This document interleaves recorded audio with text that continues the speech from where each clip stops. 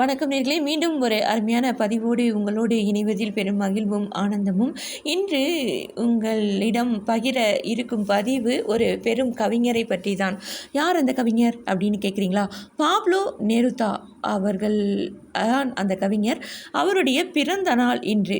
அவரை பற்றி உங்களுக்கு தெரியுமா? நானே இன்று தான் மிக அருமையாக கேள்விப்பட்ட ஒரு கவிஞர். இந்த கவிஞரை பற்றி நான் வாசிக்கும் பொழுது மிகவும் சுவாரஸ்யமான ஒரு விஷயமாக இருந்தது. அதை உங்களோடு பகிர்வதில் எனக்கு பெரும் மகிழ்வு. காதல் கவிதைகளும் சமத்துவம் நிறைந்த உலகத்தையும் தன்னுடைய கவிதைகளில் வார்த்த பெரும் கவிஞர் இவர். சிலை நாட்டில் தோன்றிய நேருதா எழுதியது என்னவோ ஸ்பானிய மொழியில். அப்பா ரயில்வே ஊழியர். இளம் வயதிலேயே அவர் தவறிவிட குடும்பத்தை காப்பான் பையன் அப்படின்னு குடும்பத்தில் இருந்தவங்க எதிர்பார்த்தாங்க. இவர் பிரெஞ்சு படிச்சுட்டு, அதாவது பிரெஞ்சு மொழியில் படிச்சுட்டு ஆசிரியர் ஆகலாம் அப்படின்னு முயற்சி செஞ்சுக்கிட்டு இருந்தார். ஆனால் மிஸ்டர்லின் பழக்கம் அவரின் வாழ்க்கையை மாற்றி போட்டது. இவர் கவிதை எழுத வீட்டில் கடும் எதிர்ப்பு. செக் நாட்டைச் சேர்ந்த கவிஞரின் பெயரை புனைப்பெயராக்கி நெருதா என்கிற பெயரில் குடும்பத்துக்கு தெரியாமல் கவிதை எழுதிட்டு வந்தார். அதுக்கப்புறம் அவருடைய வாழ்க்கையாகவே மாறிவிட்டது. அவரின் கவிதைகளில் காதலும் சோகமும் எளிய மக்களின் வாழ்க்கையை பாடும் வரிகளும் நிரம்பி வழிந்தன. எண்ணற்ற நாடுகளில் தூதுவராக பணியாற்ற அனுப்பிய அந்த காலத்தில் வறுமை அவரை துரத்தவே செய்தது. அங்கெல்லாம் தன்னின் சோகங்களை தாண்டி அற்புதமான கவிதைகளை எழுதினார் அவர். இந்தோனேசியா நாட்டில் தனிமையில் வாடிக்கொண்டு இருந்தபொழுது சந்தித்த பெண்ணுடன் காதல் பூண்டு அவரையே திருமணமும் செய்து கொண்டார். கவிதை எழுதுபவனும் ரொட்டிக்காரனும் ஒன்றே, இருவரும் வேற்றுமைகள் பார்க்கக்கூடாது என்று எழுதிய அவர் அப்படியே வாழவும் செய்தார். உலகம் முழுவதும் ஒரே தோளின் நிறம்தான் என்று எழுதினார் அவர். மக்களை ஒடுக்கிய அரசாங்கங்களை எதிர்த்து குரல் கொடுத்து அடிக்கடி தலைமறைவு வாழ்க்கை வாழ வேண்டிய சூழலும் அவருக்கு உண்டானது. அவரின் கவிதைகள் சர்வாதிகாரிகளுக்கு எதிராக பாட்டாளிகளை ஒன்று திரட்டியது. ஒருமுறை விடேலா என்னும் சர்வாதிகாரிக்கு எதிராக தயாரித்த உரையில் சித்திரவதை முகாமில் எத்தனை நிலக்கரி சுரங்க தொழிலாளர்கள் அடைக்கப்பட்டு உள்ளார்கள் என்று பெயர் பட்டியலை வாசித்தார் மனிதர். சீக்கிரமே விடேலாவின் ஆட்சி கவிழ்ந்தது. எத்தனையோ துன்பங்கள், தொடர்ந்து துரத்திய அரசாங்கங்கள் எல்லாமும் அவரை வாட்டி கொண்டு இருந்த பொழுதும் மனித குலம் ஒன்று சேரும், போர்கள் நீங்கி உழைப்பாளிகள் உயர்வார்கள் அப்படின்னு அவர் ரொம்ப ரொம்ப நம்பினார். அதனால் நம்பிக்கையின் நிறமான பச்சை நிறத்தில்தான் அவர் எப்பொழுதும் எழுதினார். சார்ந்தவருக்கு நோபல் பரிசு அறிவிக்கப்பட்ட பொழுது, அதாவது சார்த்தருக்கு நோபல் பரிசு அறிவிக்கப்பட்ட பொழுது இதை முதலில் நேருதாவுக்கு அல்லவா கொடுத்திருக்க வேண்டும் என்று அந்த பரிசை ஏற்க மறுத்தார் அவர். நெருதாவுக்கு 1971 இலக்கிய நோபல் பரிசு வழங்கப்பட்டது.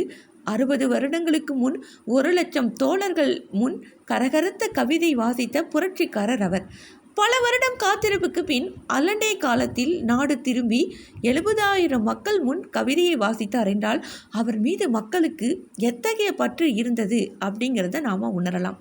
புற்றுநோயால் இறந்து போன இவரின் மரணத்தின் பொழுது மக்கள் வந்து அஞ்சலி செலுத்தக்கூடாது எனும் பினோஷெட் எனும் சர்வாதிகாரியின் உத்தரவை மீறி லட்சக்கணக்கான மக்கள் ஊரடங்கை உடைத்து அவருக்கு கண்ணீர் அஞ்சலி செலுத்தினார்கள் என்றால் எந்த அளவுக்கு தமது கவிதையின் மூலம் அவர் புரட்சியை செய்திருக்கிறார் என்று இங்கே நாம் பார்க்க வேண்டும். கவிதை வெறுமனே கவர்வதற்கு மட்டுமில்லை, கட்டுப்பாடுகளை உடைப்பதற்கும் தான் என பாடிய இவர் வாழ்ந்த மண்ணை தொட்டு முத்தம் கொடுக்க வேண்டும். அவரின் உங்களுக்கு சில சங்கதிகள் சொல்ல வேண்டும் கவிதையின் வரிகள் இப்படியாக அமைகிறது. ஆம், துரோகத்தை தந்த தளபதிகளே, என் இறந்த வீட்டை பாருங்கள், என் உடைந்த தேசத்தை பாருங்கள். மலர்களுக்கு பதிலாக நீங்கள் மூட்டிய தீயால் தகிக்கும் உலோகம் வலியும் வீடுகளை பாருங்கள். நீங்கள் மூட்டிய தீயால் தகிக்கும் உலோகம் வலியும் வீடுகளை பாருங்கள். இறந்த எம் குழந்தைகளின் நெஞ்சத்தில் இருந்து துப்பாக்கிகள் துடித்து எழும். உங்கள் பாவங்களில் இருந்து பட்டு தெரிக்கும் குண்டுகள் பிறக்கும். உங்கள் நெஞ்சில் அவை தைக்கும். நீங்கள் கேட்பீர்கள், என் நாட்டின் பெருங்கனவுகளையும் பெரிய எரிமலைகளையும் இலைகளையும் பாடமாட்டாயா என்று உங்களுக்கு சொல்வேன். இரத்தம் வலியும் என் நாட்டின் தெருக்களை வந்து பாருங்கள், இரத்தம் பாயும் என் தெருக்களை வந்து பாருங்கள். இப்படி எழுதும் நேருதா கீழே இப்படியும் எழுதுவார். நிழலுக்கும் ஆன்மாவுக்கும் இடையே ரகசியமாக உன்னை இருட்டின் சங்கதிகளை விரும்புதல் போல உன்னை காதலிக்கிறேன். நிழலுக்கும் ஆன்மாவுக்கும் இடையே ரகசியமாக உன்னை இருட்டின் சங்கதிகளை விரும்புதல் போல உன்னை காதலிக்கிறேன். பூவாத மலரை நேசிப்பதைப் போல உன் மீது பிரியம் கொள்கிறேன். வளராத மலரின் கசியாத வெளிச்சமாகிய உன் பிரியத்தை சேமிக்கிறேன். சிக்கல்களோ பெருமையோ இல்லாமல் உன்னை காதலிக்கிறேன். உன்னையன்றி வேறெதையும் எனக்கு காதலிக்க வழி புலப்படவில்லை. என் இதயத்தின் மீது நீ வைக்கும் உன் கரமே என் கரம். என் இதயத்தின் மீது நீ வைக்கும் உன் கரமே என் கரம். நீ கண்மூடினால் நான் யாவையும் மறந்து சொக்கி போவேன். நீ கண்மூடினால் நான் யாவையும் மறந்து சொக்கி போவேன். மிகவும் அருமையான அந்த வரிகளுக்கு சொந்தக்காரர் யார்? அந்த நேருத்தா அவர் தான், அந்த பெருங்கவிஞர் தான். ஆமையர்களே, இந்த பதிவு இணையத்தில் பகிரப்பட்டு இருந்தது. பூகோ சரவணன் அவர்கள் பகிர்ந்த பதிவு அப்படின்னு சொல்லலாம்.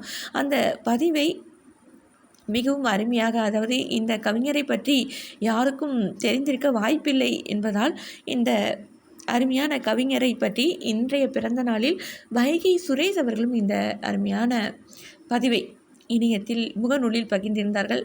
அவரை பற்றி நான் உங்களோடு பகிர்ந்ததில் பெரும் மகிழ்வும் ஆனந்தமும். இப்படியான கவிஞரை நாம் பதிவுக்குள் கொண்டு வந்து நான் அப்படியே ஆவணமாக்க வேண்டும் அல்லவா? அவர்களை என்றோ வாழ்ந்து மறைந்திருக்கலாம், அவர்களை நாம் சிறப்பிக்கும் விதமாக இந்த பதிவை நான் உங்களுக்காக பகிர்ந்தேன். பாப்லோ நேருதா அவர்களுடைய அந்த புரட்சிகரமான கவிதைகள் எங்காவது கிடைத்தால் அவருடைய புத்தகத்தை வாங்கி வாசித்து பாருங்கள் அன்பு நேயர்களே.